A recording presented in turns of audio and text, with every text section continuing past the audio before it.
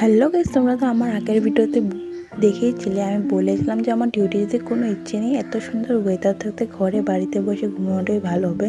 কিন্তু আমারও ইচ্ছের বিরুদ্ধে ভগবান যেতে চান না, তাই আর কি আমি যেই রাস্তাটা ক্রস করব তার একটুখানি আগে এই গাছটা রাস্তা ব্লক করে পড়ে রয়েছে, আর তাই গাড়ি একটাও যেতে পারছে না, ক্রস করতে পারছে না। তাই আর কি করব, যে গাড়িতে এসেছিলাম সেই গাড়িতে আবার রিটার্ন বাড়িতে যাচ্ছি।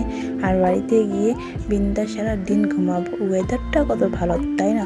আর রাস্তায় রাস্তায় অনেক গাছপালা পড়ে রয়েছে, কিছু লোক সাইড করেছে গাছগুলোকে, কিছু করেনি। আর এমনভাবে চলছে কারণ ওয়েদারটা তো জানে, হাওয়া বৃষ্টি সব কিছু দিচ্ছে।